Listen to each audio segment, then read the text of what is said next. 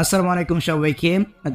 Gcam এমন একটি camera যেটা আপনার সাধারণ অ্যান্ড্রয়েড ফোন দিয়ে আপনি চাইলে আইফোনের মতো বা DSLR মতো ছবি তুলতে পারবেন, ফটোগ্রাফি করতে পারবেন। সো আজকের ভিডিওতে আমি আপনাদের নিকট এমন একটি Gcam শেয়ার করব যেটা সবার ফোনে সাপোর্ট করবে, আর কয়েকটা কনফিগ ফাইল শেয়ার করব যেগুলো লিঙ্ক থাকবে ভিডিও ডেসক্রিপশন বক্সে। তো আপনি Gcamটা কিভাবে ইউজ করবেন এবং কিভাবে কনফিগ ফাইলটা আপনার Gcam-এ সেট করবেন, চলুন আমি আপনাদেরকে সেই প্রসেসটা দেখাচ্ছি। সো প্রথমে আপনার যে কাজটি করতে হবে, আমার ভিডিও ডেসক্রিপশন বক্স থেকে Gcamটা এবং কনফিগ ফাইলগুলো ডাউনলোড করে নিতে হবে। সো ডাউনলোড করে নেওয়ার পর আপনি Gcamটাকে ইনস্টল করবেন। ইনস্টল করে নেওয়ার পর আপনি এখান থেকে Gcamটাকে ওপেন করবেন। সো ওপেন করে নেওয়ার পর ঠিক এরকমভাবে কিন্তু একটি ইন্টারফেস শো করবে। পারমিশন চাইলে অবশ্যই আপনি এখান থেকে অ্যালাউ করবেন। সো আমি এখান থেকে অ্যালাউ করে নিচ্ছি। তো অ্যালাউ করে নেওয়ার পর এখন আপনার যে কাজটি করতে হবে, এগুলো আসলে আপনি এখান থেকে ডান করবেন। ডান করে নেওয়ার পর দেখতে পাচ্ছেন এখানে কিন্তু সেটিংস নামে একটি আইকন রয়েছে, এখানে একটা ক্লিক করবেন। এখান থেকে আপনি চলে যাবেন মোর সেটিংসে, এখানে একটা ক্লিক করে দিবেন। ওকে, তো আমি এখানে একটা ক্লিক করে দিচ্ছি। এখানে একটা ক্লিক করে দেওয়ার পর আপনি এখান থেকে একটু স্ক্রল করে চাইবেন, দেখতে পাচ্ছেন এই যেখানে কিন্তু রয়েছে কনফিগ সেটিংস নামে একটি অপশন রয়েছে, আপনি এখানে ক্লিক করবেন। এখানে একটা ক্লিক করে দেওয়ার পর আপনি এখান থেকে আপনি সেভ সেটিংস একটা ক্লিক করে দিবেন। এখানে একটা ক্লিক করে দেওয়ার পর এখানে আপনার পছন্দের মতো যে কোনো একটা লিখে দেবেন। আমি এখান থেকে যে কোনো একটি ওয়ার্ড টাইপ করলাম, এখান থেকে ইয়াসে ক্লিক করবো। ওকে, তো ইয়াসে ক্লিক করে দেওয়ার পর এখন আপনার যে কাজটি করতে হবে, আপনি এখান থেকে ব্যাক করে পেছনে আসবেন। সো ব্যাক করে পেছনে আসার পর আপনি এখান থেকে চলে যাবেন আপনার ফাইল ম্যানেজারে। সো আমি আপনাদেরকে যেভাবে দেখাচ্ছি ঠিক সেম টু সেম ভাবে কাজটা করবেন। দেখবেন আপনার ফোনে কিন্তু Gcamটাকে আপনি সাপোর্ট করতে পারবেন, প্লাস হচ্ছে কি আপনার যে কনফিগ ফাইলগুলো রয়েছে এগুলো কিন্তু আপনি সেট করতে পারবেন। আমি এখান থেকে ফাইলসে যাব, আপনি আপনার ফাইল ম্যানেজারে আসবেন, তারপর এখান থেকে আপনার যে ডিভাইস স্টোরেজ আছে এখানে যাবেন, ইন্টারনেট স্টোরেজে এখানে যাওয়ার পর আপনি এখান থেকে ডাউনলোড ফোল্ডারে যাবেন। আমার ভিডিও ডেসক্রিপশন বক্স থেকে যে কনফিগ ফাইলগুলো ডাউনলোড করছেন এগুলো কিন্তু এখানে থাকবে, মানে এই ফোল্ডারে থাকবে।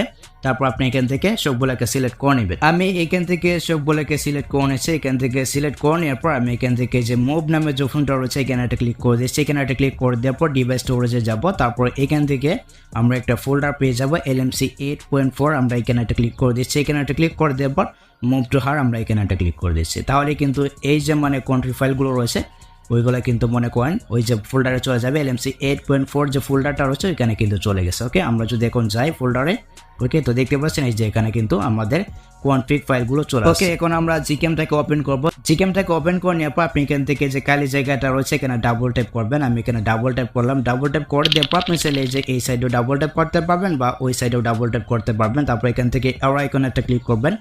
এখানে একটা ক্লিক করে দেওয়ার পর দেখতে পাচ্ছেন এই যেখানে কিন্তু 4টা কনফিগ ফাইল রয়েছে, আপনি এখান থেকে যেটা চয়েছে ওইটা কিন্তু আপনি এখান থেকে সিলেক্ট করে পিক তুলতে পারবেন, ফটোগ্রাফি করতে পারবেন। আমি এখান থেকে সোনি এক্সট্রা কালার যে মানে কনফিগ ফাইলটা রয়েছে এটা সিলেক্ট করলাম। আমি এখান থেকে ইম্পোর্ট অপশানে একটা ক্লিক করে দিচ্ছি। তো ইম্পোর্ট অপশানে একটা ক্লিক করে দেওয়ার পর এখন আমরা একটা তুলে দেখবো যে একটা রেজাল্টটা কি আসে। ওকে, আমি একটা পিক তুলে নিলাম। আমি এখান থেকে এখন আমি আমার পিকটাকে দেখবো যে রেজাল্টটা কি আসে। দেখুন অসাধারণ কিন্তু একটা রেজাল্ট আসছে। তো আপনি চাইলে কিন্তু আপনার জাস্ট অ্যান্ড্রয়েড একটা ফোন দিয়ে এই ধরনের ফটোগুলো তুলতে পারবেন, ফটোগ্রাফি করতে পারবেন। আপনি চাইলে পোর্ট্রেট মোডেও কিন্তু আপনি এখান থেকে মানে ছবি তুলতে পারবেন। তারপর হচ্ছে কি এখানে কিন্তু কিছু সেটিংস রয়েছে, আপনি এখান থেকে সেটিংস আসবেন। এখানে আসার পর অবশ্যই আপনার ফোনের র্যাম যদি কম থাকে এখান থেকে HDR যেটা রয়েছে এটা সিলেক্ট করে নেবেন, আর আপনার ফোনের র্যাম যদি বেশি থাকে এক্ষেত্রে আপনি চাইলে হাই যেটা রয়েছে এটা সিলেক্ট করে রাখতে পারেন। ওকে, আপনি অবশ্যই এখান থেকে এই সেটিংগুলোকে কাস্টমাইজ করে রাখবেন। দেখবেন অবশ্যই আপনার ফোনে কিন্তু Gcamটাকে ইউজ করতে এবং কনফিগ ফাইলগুলোকে সেট করে আপনি এই ধরনের ফটোগ্রাফি করতে পারবেন। তো এই ছিল মূলত আজকের ভিডিও গাইস। যদি ভিডিওটা আপনার কাছে একটু হেল্পফুল হয়ে থাকে অবশ্যই ভিডিওতে একটি লাইক দিয়ে চ্যানেলটিকে সাবস্ক্রাইব করে নেবেন। ফেসবুক থেকে দেখে থাকলে অবশ্যই পেজটিকে ফলো করে রাখবেন, অ্যান্ড ভিডিওটা আপনার টাইমলাইনে শেয়ার করে অবশ্যই আপনার বন্ধুদেরকে দেখার সুযোগ করে দেবেন। সো দেখা হচ্ছে আপনার সাথে পরবর্তী নেক্সট কোনো ভিডিওতে। আল্লাহ হাফেজ।